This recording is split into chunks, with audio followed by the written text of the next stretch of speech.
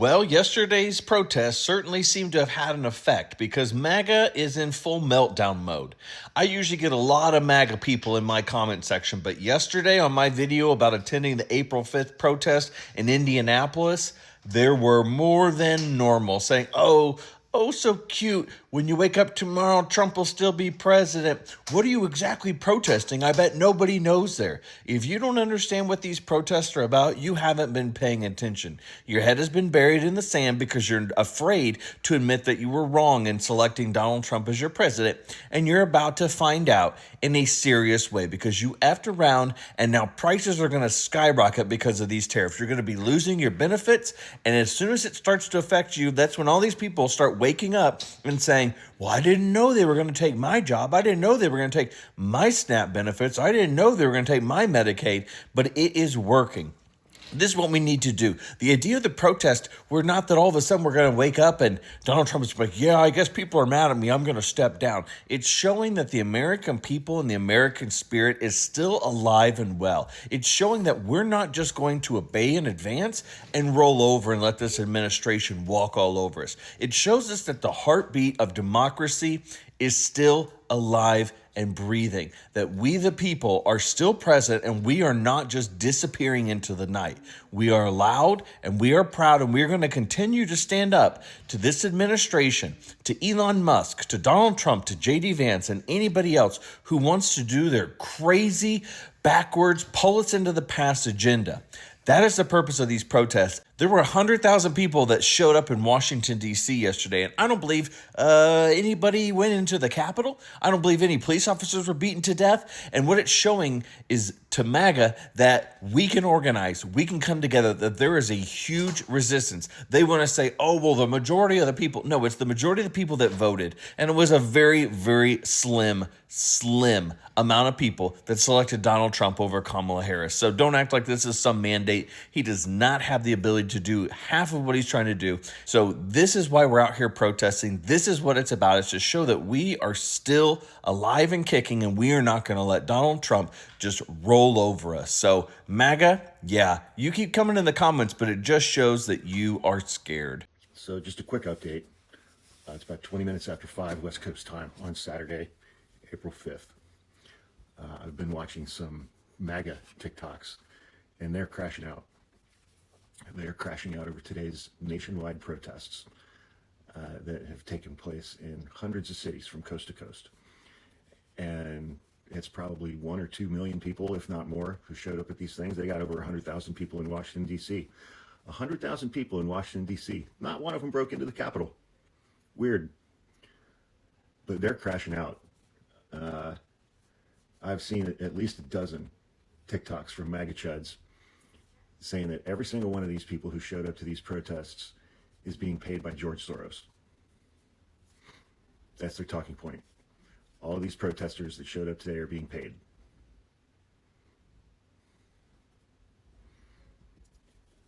They are not processing this well. And I'm sure a lot of these folks are seeing these protests where they live. I saw one video of course, some big, corpulent MAGA supporter in a jacked up white pickup truck. He took the license plates off. He stopped in the middle of a huge protest in, I think it was Kansas City. The protesters were not blocking the street, but he stopped and got out of his truck to go fight with protesters on the side of the road. And they were 10 deep on the sidewalk. And he stopped to go fight with them. Of the people in that interaction, I would guess that he was the one who was paid to do that, as opposed to vice versa. But I've just scrolling through TikTok today, man, I saw dozens and dozens and dozens and dozens of lives of people at their protests, literally from coast to coast and everywhere in between. Even in red states, people were showing up in red states, in deep red towns. I talked to my dad earlier today. He said that a couple of hundred people showed up on the town square in Mansfield, Ohio. And if you know anything about Mansfield, Ohio, that is MAGA country. It's where I was born. And people showed up everywhere. today. White people showed up everywhere today. And of course, MAGA thinks that every single one of them was getting paid, and the vast majority of the MAGA chuds think they were getting paid by George Soros. So Trump wants us to start buying American product. Well, let's look at this in the supermarket at ShopRite. These are product of USA red peppers. Look at the quality of these peppers. And then product of Mexico. They're a little more expensive. Look at these peppers. Again, yellow peppers of Mexico. Look at these peppers. And look at the peppers of America. Donald Trump admits he couldn't care less if prices go up because of his tariffs. In fact, he says he hopes they do. And we've come a long way from prices are going to drop on day one. Now, this took place during a recent NBC interview where Donald Trump was pressed on whether or not he told auto execs not to raise their prices. And eventually he just blurted out, look, I don't care if they do. I hope they do. Here you go. In an unreleased interview, Donald Trump tells NBC he couldn't care less about auto prices. Yeah. We've come a long way from prices down on day one, like I said. And we tried to tell you, Trump supporters, this man does not care about you. He does not give a flying flip about anybody but himself. And we have gone from, I'm going to get your prices down on day one, to maybe tariffs will, maybe they won't cause inflation. There's going to be some small pain. Now it's, I hope they do. I hope they do go up. I don't really care. Why should he care? He doesn't feel our pain. The people around him, the billionaires in his cabinet, don't feel our pain. I hate to say I told you so, but here we are. Miami, Florida. Spring break. Businesses are complaining that they are not seeing the revenue that they typically see this time of the year. That's because spring breakers have found elsewhere to go. There's an over police presence. There are curfews put in place. Those spring breakers found somewhere else to go where they can go enjoy themselves and not have to deal with all that drama.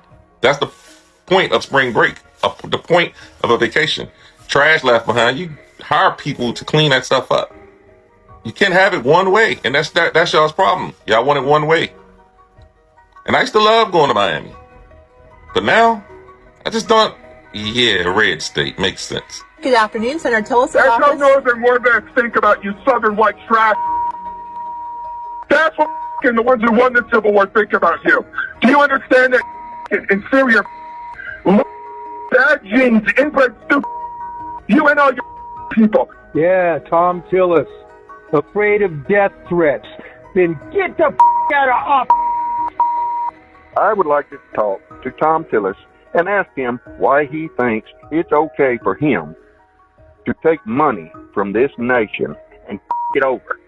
Why does he think that he can tell his employers to go themselves every day, all day long, and sell his now and his employers over? Don't he know that his employer can take a axe handle and cave his head in? And I suggest, well, you're going to have to be very careful about going out in public or talking to anybody that's real, that's an actual American, because we hate you. If I didn't have a broken back in Southern California, I would spend the rest of my life in federal prison for a chance to cut your throat. What a time to be alive. And by alive, I don't mean thriving, flourishing, or skipping down the sidewalk humming a tune. I mean barely holding it together while watching the political equivalent of a slow-motion car crash, except the passengers actually voted for the driver. Twice. Yeah. We're talking about today's America, a place that somehow feels both familiar and completely unrecognizable, like waking up and realizing your childhood cartoon hero has become a conspiracy theorist with a podcast and a bunker full of beans.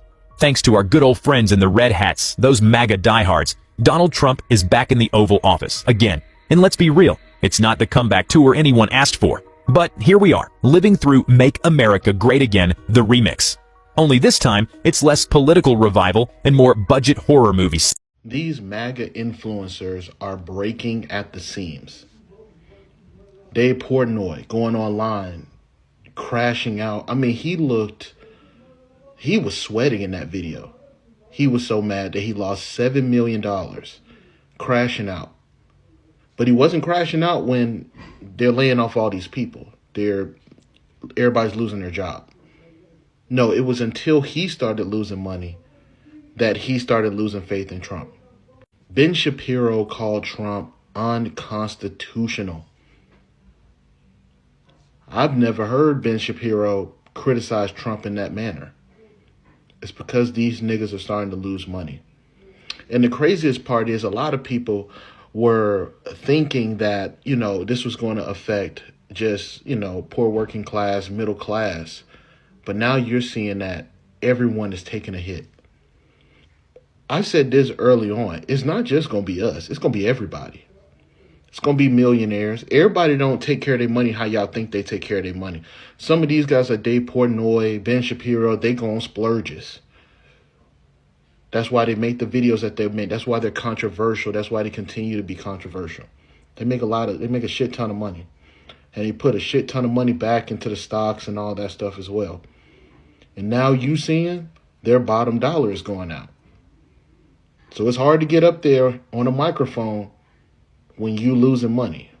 I think even the most MAGA influencers are starting to realize that we as a society under these new Trump policies are collectively cooked. And yes, that means them as well. The number one indicator of the health of the economy in the United States has always been the U.S. stock market. And while MAGA influencers will tell you that 98% of the stock market is owned by just 1% of the most elite people, that is in fact not true. 58% of Americans own stock, and everyone who has a 401k or retirement benefit or relies on interest compounding from the way that they use their savings accounts in the banks is invested in the stock market. In addition to that, when the stock market tumbles, hiring freezes, wages freeze. There are implications that happen to everyday Americans, even if they've never owned a stock in their life. I already hear some of you now saying, I don't use a for-profit bank. I use a credit union, and they don't invest in the stock market like the for-profit banks are. So I'm safe. Well, then you should worry about the Republican Senate and Congress attempting to add taxes to credit unions to make them less appealing to work with. Try and force funnel you towards having to use one of these for-profit big banks.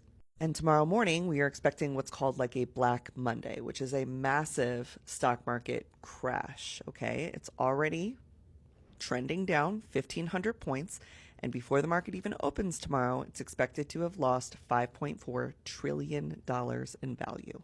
And yet President Trump and a lot of his buddies are down Mar-a-Lago golfing with the Saudis. How could he be so calm when things are going so poorly? Well, find that I do better in bad markets. I buy things in bad markets. And you can't do that in a great economy. You can't buy it. Either you're going to buy it very expensively or not be able to buy it at all.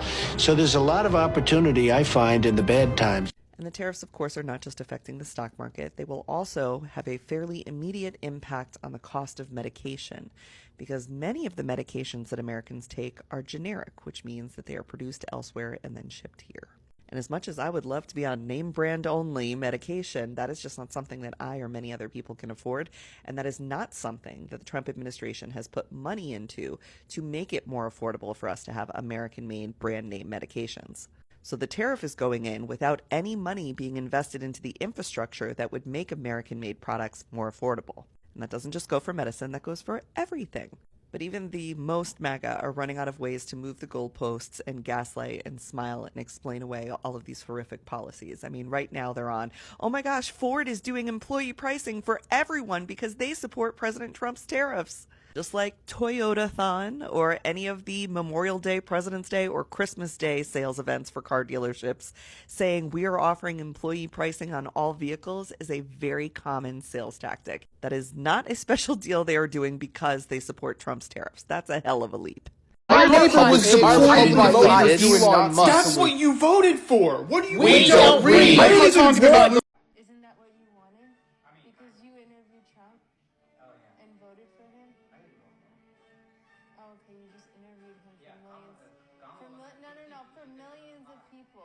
As the economy continues to crash tomorrow, remember all the podcasters and all the influencers who, instead of asking Donald Trump substantive questions about his policies, decided to coddle his fucking ballsack instead and lie to the American people about voting in a fucking lunatic, a dementia patient, into the highest office in the land, and destroy the economy with tariffs. As you're staring at your 401k tomorrow and you see businesses close and you see supply chains shrink up and you see people fucking waiting in food lines and food basket lines because of Donald Trump's tariffs, remember the people, remember those influencers, because they will try to fucking lie their way out of this and say that they didn't vote for this, they didn't do this shit. Remember them, because they are fucking liars. Remember the Andrew Schultzes, the Ben Shapiros, the Joe Rogans, the Dave Ramseys, who should fucking know better. Remember those people. thought you were kidding! I thought it was a joke! I even wrote it down in my diary! Veronica had a very funny joke today! I laughed at it later that night! Donald Trump's own supporters are now turning on him after Trump crashed the stock market and lost them a bunch of money in their retirement accounts. Just look at some of these MAGA Twitter accounts and what they're saying to Donald Trump. For example, this person, at Donald Trump, I voted for you, but 30% loss of my retirement funds was not what you promised. Or this person, at Donald Trump, recall the tariffs. You cost me over $3,200 in my retirement accounts on Friday, and I voted for you 3 times. You're killing us. This guy says, myself and others are now sorry we voted for you. You are killing people's retirement accounts. And there's a lot more where that came from. This guy says, thanks for effing up everybody's retirement, effing up our life savings, for ruining a fun weekend with basketball, etc. Some of us don't have time to wait on a recovery, and I voted for you. Fix it, stop the victory lap, and fix it. And one last one. This person says, Mr. President, I enthusiastically voted for you, but you are failing baby boomers with your constant flip-flopping on tariffs. Collectively today, those who are either retired or planning to will lose billions of dollars in their retirement accounts. Again, all of these people are proudly saying, hey, I voted for Donald Trump. Many of them have done so 3 times now, and Trump is losing them tens of thousands of dollars in the stock market just like that. Trump is screwing over his own supporters, and I don't think that that's a recipe for success.